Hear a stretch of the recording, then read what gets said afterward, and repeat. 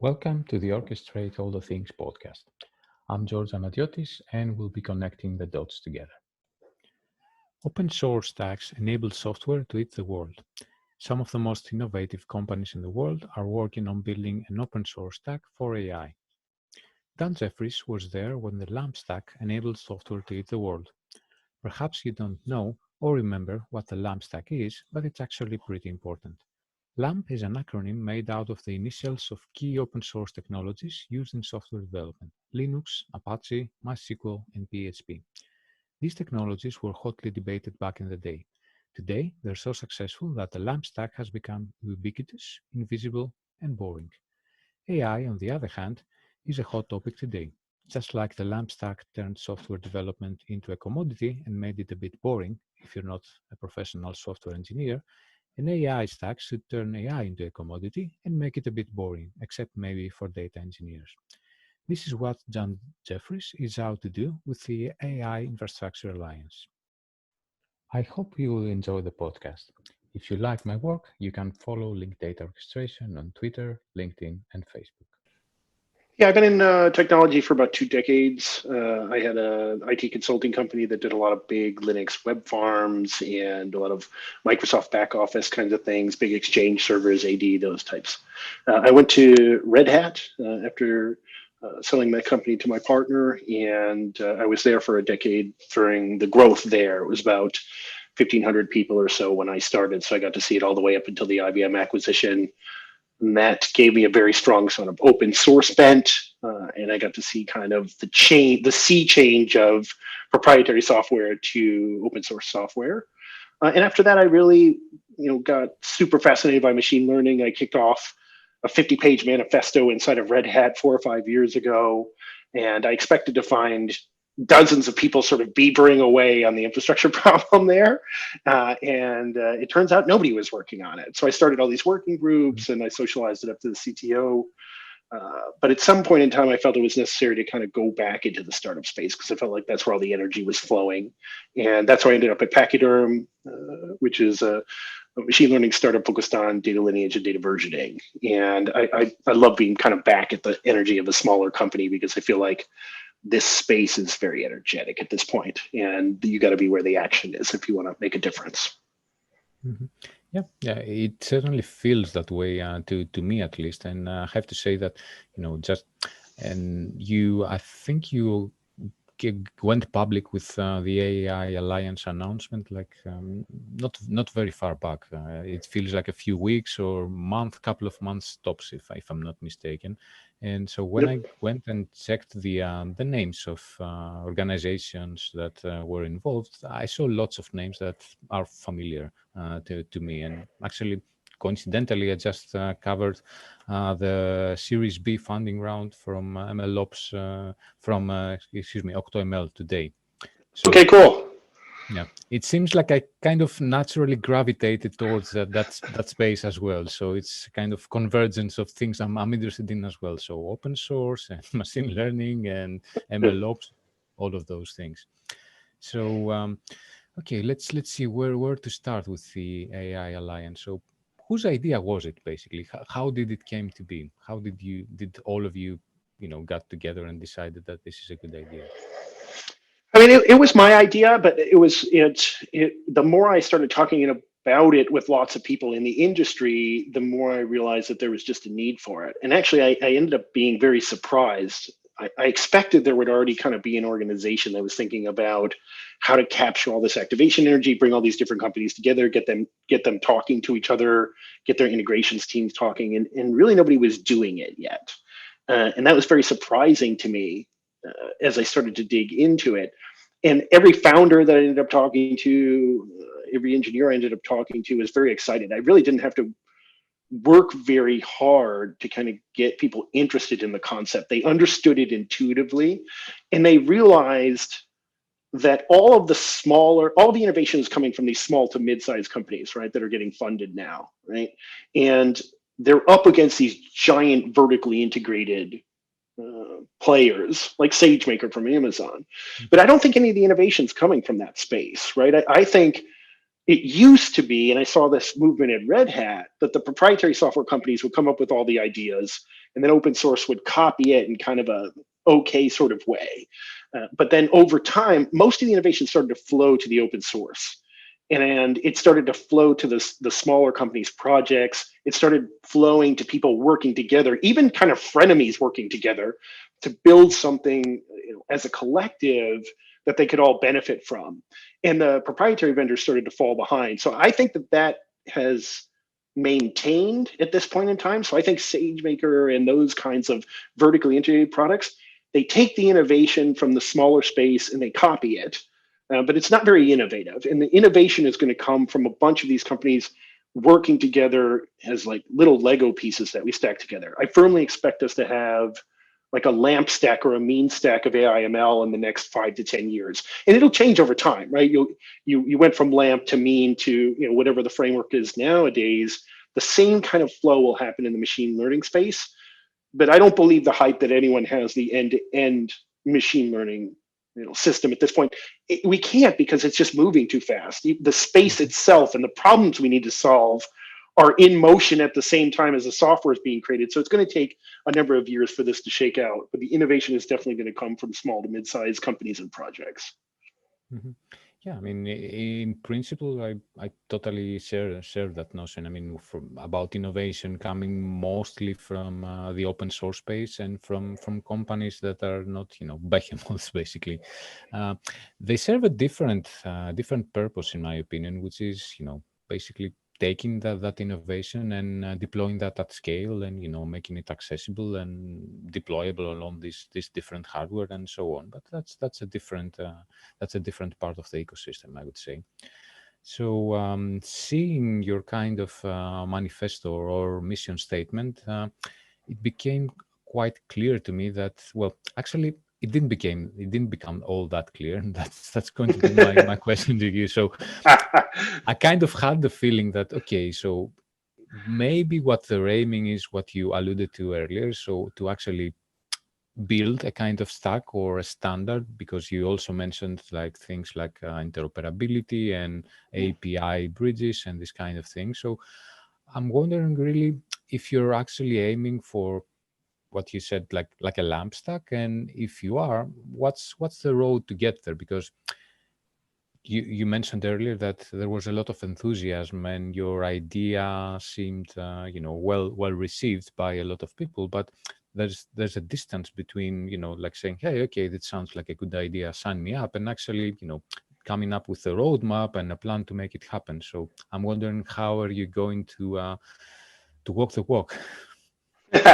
So there's a lot. I tend to think of myself in George R. R. Martin's words as a gardener instead of a planner, right? So you're a writer, so you know that there are two types of writers, right? There's the ones that plan every single thing down to the finest detail before they commit a single word to paper, and then it's just like executing on that. And then there's the gardeners who plant a lot of things and see what comes up and start to sculpt those different areas.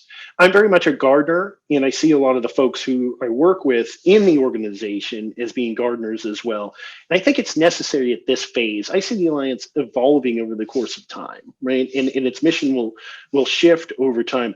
First of all, I don't think it's possible to just automatically come out with a lamp stack for AI, again, because it's still in motion. So my goal at this point, and I think a lot of the other folks' goals, is to get everyone talking, get the integrations team talking, engineers talking, get them talking about the problems that are there.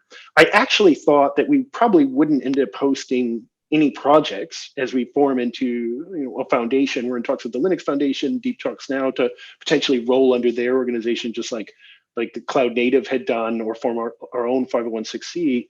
But when I look at it, if anyone came, SGFL Scientific, which just joined, and they have 35 machine engineers and some tremendous customers, they said if you come up with a stack right now or an architecture right now, it's going to change in 6 months. And I think that's legitimate. Mhm. So I think right now the idea is really to get the folks talking at a lot of different levels rather than working in their own little silos.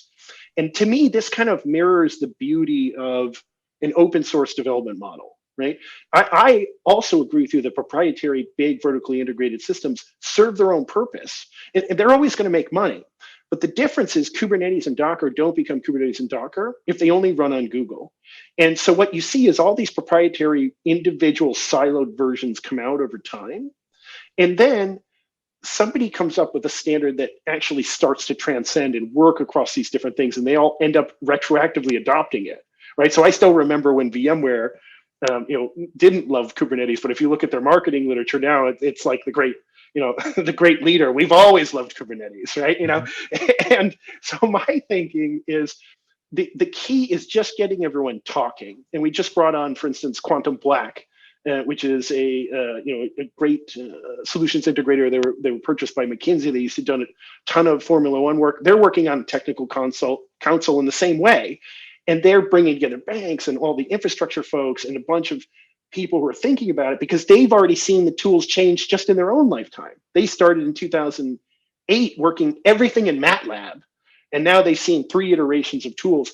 They understand the kind of same issue is just getting different people to the table to start talking about these things and forming it. I agree with you, though, it's an incredibly challenging problem, right? And I don't expect it to be solved overnight, but the key is getting everyone in a room and starting to think about how to interoperate. And I worry more about now micro alliances within the group, okay? Not everyone is going to integrate with everyone in there. If you look at 30 logos on the website, you're not going to build a machine learning stack with all 30 of those things. There's 5 monitoring solutions on there. There's 6 or 7 pipelines. There are people who are doing similar things. We allowed competition within the space, but you'll probably integrate with 3 or 4 of those things. And I'm all for Darwinism in the space. Let the different companies work on who they think they should partner with and build an integration, build joint examples, build these things. We're already seeing that happen. Algorithmia has already built one with 5 or 10 people. Pachyderm did that with Selden, and Neuro just did that with us and Selden and a few other places too. So that's what I'm hoping to foster at this point. And then that eventually will lead to an overarching architecture and kind of ways of talking about it in general. And we just brought Canonical on as well. They're already looking at how do I build kind of a deployment framework for this thing that's general purpose.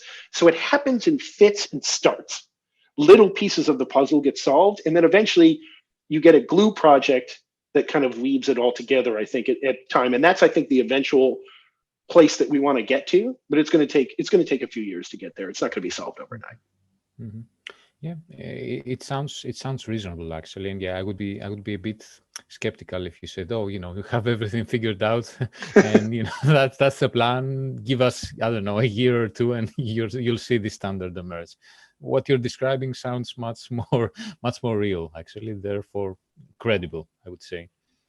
My question then would be, like I said, I mean, I'm totally with you on the community building, basically, because it sounds like this is what you're mostly doing at this part. But then again, it only kind of transposes the question, because again, community building is a very, as I'm sure having been involved in open source for as long as you have been, community building is actually very, very time consuming and energy consuming, and it needs to be deliberate, and you need to have things like, I don't know, rules basically for how people interact, and what's allowed and what's not, how do you grow the community in an equitable way, and so on and so forth. And since you're all basically running your own startups and being very creative, and we all know how startups are, how are you even going to find the time to do that?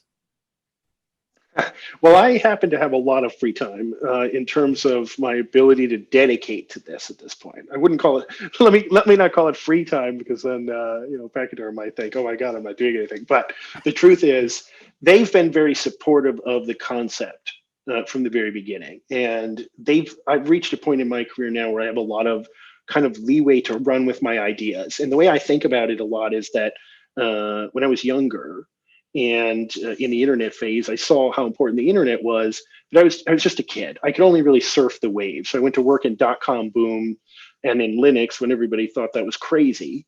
But really, I had to go where the innovators were and just kind of hope that I was right. At this point, I've seen enough of the changes over time that I feel like I can influence it, and I feel like I can bring together other folks who are smart and powerful and thinking clearly and visionaries to work together on these things. So that gives me a good chunk of time to kind of dedicate to be, taking over kind of the directorship of this stuff. And by turning it into a foundation or going under the Linux Foundation, right, we get to the point where we can start to add a good chunk of revenue into the equation, and then you get people who are just firmly focused on it, and it becomes a balance of volunteer efforts, right, and of people actually paid to work on different aspects of it. So I think it's feasible, and you're right, it's just going to take a ton of time and effort. Luckily, I'm in a Goldilocks position where I do have the time to build the community, to talk to people, and I really enjoy doing it. And I'm hopeful at this point in my life that now I get to shape a little of the events of what I think is probably the most important technology in that we've ever invented, right, in the history of man. When I look at artificial intelligence at this point, I think very few people understand just how important it's going to be. And I think they have an inkling of it, but it's usually a fear-based kind of thing, right? And they don't understand fully that in the future, there's two kinds of jobs. One's done by artificial intelligence and one's assisted by artificial intelligence, right? It's no doctor is going to just have a technician who doesn't have an AI assistant looking at that cancer screening. It's just no material scientist is going to just dream up the next iteration of a material. They're going to have 50 different versions sourced. No artist is going to play 2 bars without the artificial intelligence essentially creating 20 more bars and going, hey, you know what? I like riff number 3. Play me more iterations of that, right? It's going to be a co-creative process. And from my standpoint, I just want to be a part of building that infrastructure layer so that people can move up the stack and do the more interesting things. It's like you don't get to WhatsApp and 35 engineers hitting 400,000 people and getting that kind of an audience until all those protocols are built, right? They didn't have to build a GUI and end-to-end encryption and a peer-to-peer messaging protocol. They could build from those pieces and do something more interesting. And that's where I think that we have to get to, and that's what I hope to influence. Okay, I was going to ask you about so what's the next milestone for AI Alliance, and I still want to ask you that, but you gave me a few lines that are just too good to pass upon. So you said two types of jobs, like one job that is done by AI and another type of job that is done assisted by AI. I would say maybe it's 3 types of jobs actually, because who's going to build that AI? And to me, that's a different type of job. Don't you think? Well, I think the people building AI are going to be assisted by artificial intelligence. So I think they fall into category 2. We're already seeing that now, right? In other words, most of the artificial intelligence, yes, there's a creative aspect where the person has to dream up an algorithm about, that approximates thinking or reasoning in some type of way, right? Or just a pattern matching algorithm. But you think about something like hyperparameter tuning. And in the beginning, it was all people just pushing and pulling the dials, if you will. But now you have whole search, parameters to go through and try to iterate on what the best hyperparameters or what the best architecture is going to be. So it's already gotten to the point where AI is assisting in the creation of AI. And I think that's only going to continue. I actually had this conversation with my partner earlier today, where I said every time we see a self-driving car crash in the news, we go, oh my gosh, we can't allow this to happen. And I go, listen, people, unfortunately, 1.2 million people die on the road every year through their own, lack of skills. It's very difficult to drive, right? It's very difficult for humans to do this. 50 million people are injured. At some point, the algorithms get better than that, right? If it cuts it by half or brings it down to a quarter, at some point in time, the entire shift mentally is going to take place. And people are going to say, whoa, you want to drive on your own with your own hands and using your own wits? No, whoa. You're only allowed to do that in specific circumstances. I think Elon Musk said it'll probably be illegal for humans to drive in 50 years, except in very specific circumstances. And so in that case, that's where I really see the algorithms getting better and better. I don't see humans coming out of the loop, though. Again, I hate this story where AI destroys all the jobs. We've already destroyed all the jobs multiple times in human history. You didn't hunt the water buffalo to make your clothing before you came to work today, right? You didn't build the microphone on your head. We destroyed all the jobs, and it's easy to see the destruction, but it's very hard to see all the things we create with it. You can't explain a web designer to an 18th century farmer because it's built on the back of 15 other inventions: electricity, wires, the web, the browser, Photoshop, hypertext, all these things, right? That leads to that. So humans are really good at seeing the disaster, but not good at seeing the shift. And in my opinion, intelligence, there's not a single industry on earth that's not going to benefit from having more intelligence. Drug design, supply chain management, material science, defense, right? Any of these types of things are going to benefit from having more intelligence. And so we're going to have all of these jobs essentially be assisted with with a helper along the way. And I think that's wonderful. Mm-hmm. Well, the counter argument to that, and it's deeply philosophical actually, but the counter argument to that is like, okay, so this time around is different because the pace of innovation is so rapid that you just don't have enough time to create the jobs that are going to be displaced, and you don't have enough time to reskill the people that will have to be reskilled, and so on. So you have this, impedance in the pace of destruction versus creation of new jobs, basically. I don't know. I'd say the history of the phrase "this time is different" has about a 0% win record in history. Right? This time is never different. It's just an iteration on an old pattern. And if you really look at it, the history of life, it's iterations on old patterns again and again. It doesn't mean that there can't ever be sort of economic disasters, but we don't need AI to do that. We've done that a few times in history, right? And when you made the switch from hunter gatherer, to agrarian revolution, that changed the nature of jobs, and then you made it to the industrial revolution, and that was difficult to integrate. Probably, we had wars and things in that time, probably more to the shift to that type of society. So we have had difficulty integrating giant changes in the past, but I don't think that I don't think that we're moving so fast now that it's impossible to integrate any of these changes, right? I think that we'll be able to. I think that this time around we're a lot more adaptable. I mean, take a look at something like the pandemic right now. Okay, it had the potential to be in a disaster on an unprecedented scale, right? Going back to the plague time, right? Think about how quickly we were able to iterate on a brand new type of vaccine, right? Accelerated by machine learning, accelerated by brand new concepts. They had the vaccine designed in 5 days. And information sharing across the sciences, we were able to get the DNA out there of the virus, and people were able to study it all over the world. And within a year, we've been able to take this brand new type of vaccine and get it out into the world, and hopefully get the world right back on track much faster than we would have ever had. That kind of adaptability, I think, is built into the system now. So things do move faster, but people are able to integrate those changes faster. When I see kids today, they pick up an app and they toss it away 2 years later, and they're fine with it. So I think maybe folks like you and me are maybe have more trouble adapting because we're a little bit older. Let's be honest, right? I'm older than I look. I'm sorry. I'm just gonna call it out there. I'm just going to call it out there, right? But when I look at the kids today, I mean, they'll throw away an app and never even think about it and use a brand new app as if they've used it their whole life. So I think humans are actually becoming as adaptable as the speed of technology changes. And I think we worry about the integration of that a bit too much. Humans always adapt in the long run, even if there's a short-term, blip in the flow of it all. Mm-hmm. Okay, you're obviously much more.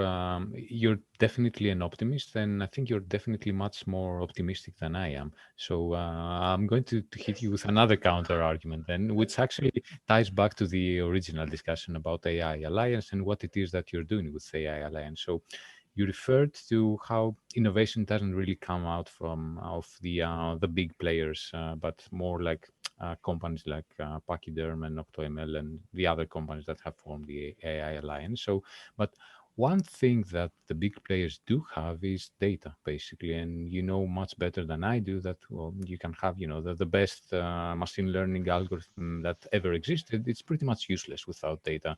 So there's a quite big and actually growing, I would say, imbalance there.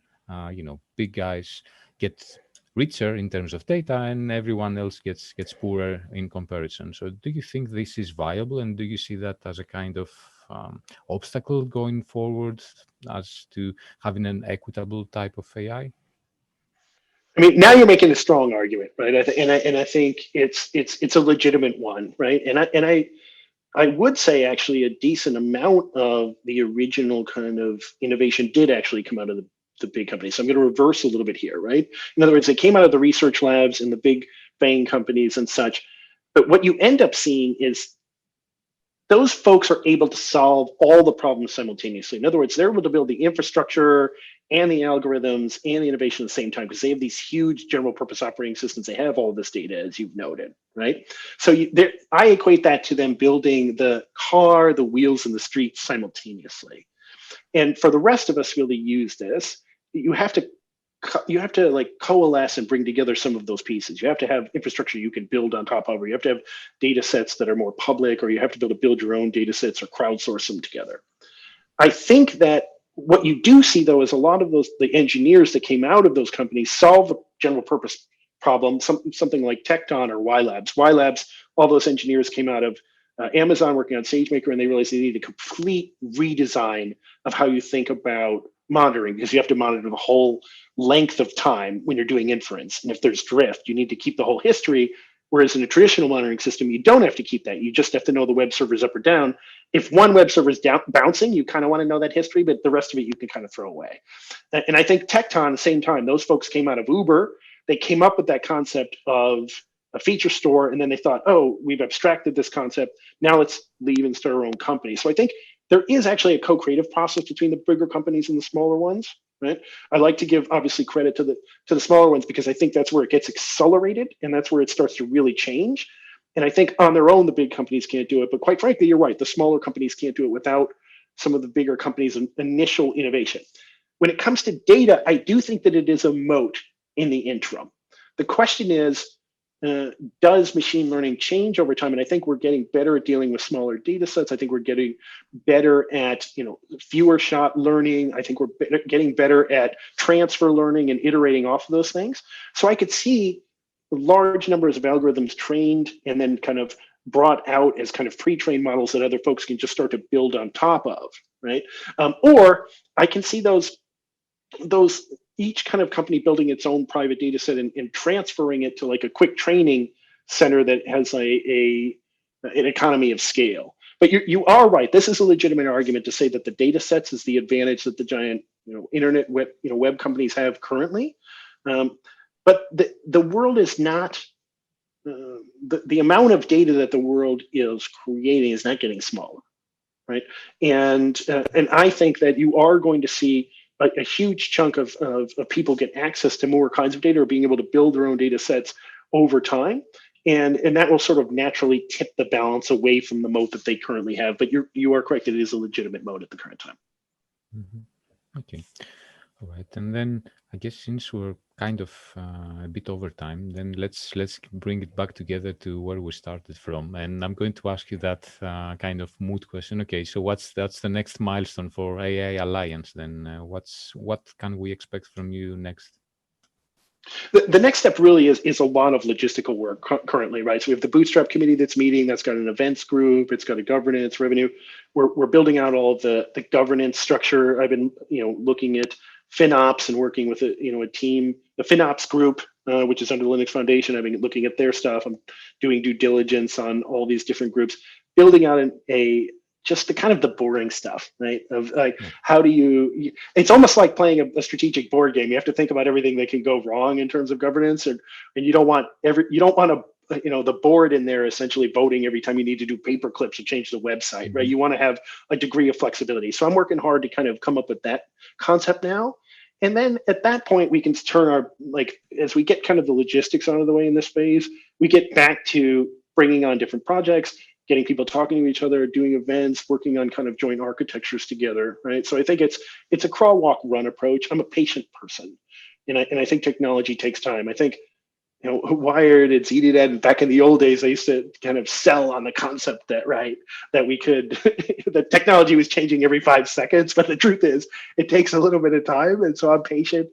We're going to do the boring work, and then we're going to get to the exciting stuff over the coming year. I hope you enjoyed the podcast. If you like my work, you can follow Linked Data Orchestration on Twitter, LinkedIn, and Facebook.